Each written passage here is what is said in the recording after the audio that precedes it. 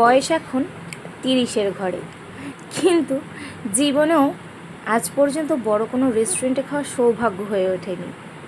আমার হয়নি বলে আমার সন্তানের ইচ্ছে পূরণ করব না, তা তো হয় না।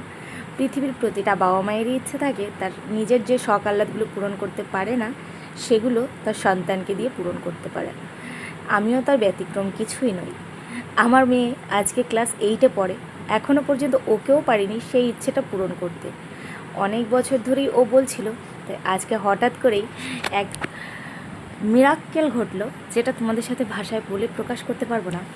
আজকে আমাদের এখানকার থেকে ভূতের রাজা দিলবর বেশ নাম করা রেস্টুরেন্ট, আর সেখান থেকে কিন্তু আমার মেয়ের জন্য খাবার অর্ডার দিলাম। হ্যাঁ, শুধু আমার মেয়ে একা খাবে না, যখন খাবারটা আনা হয়েছিল তার সাথে একটা প্লেন রাইস কিন্তু এক্সট্রা নেওয়া হয়ে যায়।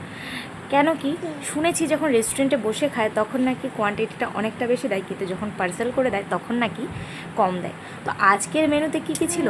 সাদা গরম ভাত, তারপরে সোনা মুগের ডাল, ঝুড়ো আলু ভাজা, তারপরে গন্ধরা চিকেন পকোড়া, তারপরে ছিল কচুর শাক, ইলিশ মাছের মাথা দিয়ে কচুর শাক ঘন্ট, আর ছিল চাটনি, শুক্তো, পাবদা মাছের সর্ষে দিয়ে ঝাল, আর ছিল 2 পিস মাটন কষা, আর ছিল চাটনি, দই, মিষ্টি, আর হচ্ছে পাঁপড়। আর হ্যাঁ জানো, সব থেকে এগুলোর মধ্যে বেশি টেস্টি কোনটা লেগেছে? এই চিকেন পকোড়াটা আর হচ্ছে ইলিশ মাছের মাথা দিয়ে কচুর শাক ঘন্টটা। বিশ্বাস করো বন্ধুরা, এতটাই ভালো খেয়েছি। আর হ্যাঁ, অবশ্যই কিন্তু ডালটাও খুব ভালো লেগেছে। তবে মাটনটা আমরা ঘরোয়া বাঙালিরা যেভাবে রান্না করি সেভাবে ওরা রান্না করতে পারবে না হাজার চেষ্টা করলেও।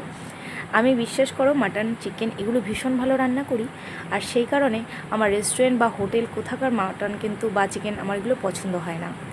যাই হোক, আজকে মেয়ের শখ পূরণ করতে পেরে নিজের জীবনে অনেক